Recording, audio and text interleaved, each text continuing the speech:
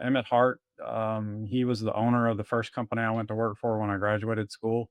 The lesson he taught me, and I think it goes back to that whole investing in your maintenance team and their development.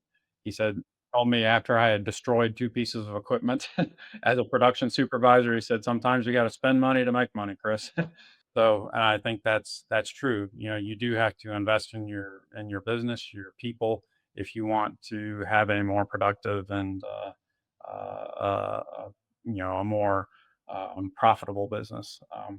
Frank Sanders at Tyco was a production superintendent. I never worked for him, but he pulled me aside on my first day at work and he said, "I'm not going to give you this whole spiel about what you got to do to be successful. I'm going to tell you one thing, Chris." He said, "Your people will make you or break you.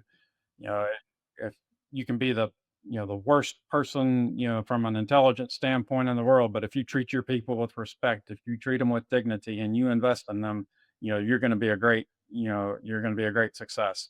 But man, I don't care how smart you are, if you treat your people like dirt, you're going to fail. Plain and simple."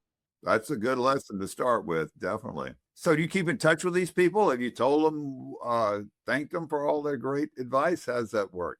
No, actually, Mr. Hart died while I was still working for, Mountville, so he's long gone, and I'm not sure about Frank. I haven't talked to him, and then the other one I was gonna mention was my 2nd plant manager at Michelin, and he was really, um, out in the plant more than any other plant manager I'd ever worked for.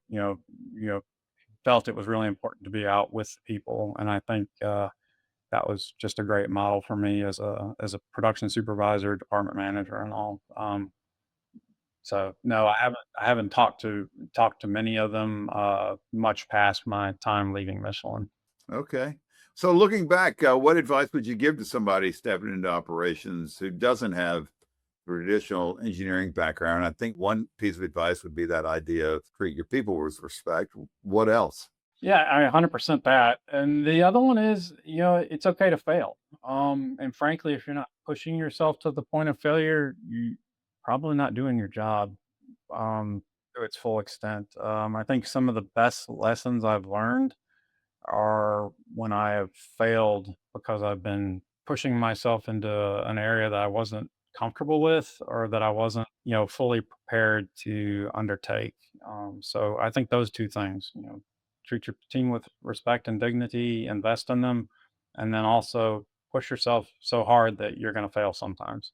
Yeah, I think, correct me if I'm putting words in your mouth, but basically when you're talking about failing, you're not talking about, bankruptcy. You're not talking about getting somebody hurt. You're just basically talking about trying things that are outside of your comfort zone, making mistakes and learning from those mistakes. Is that a fair summary?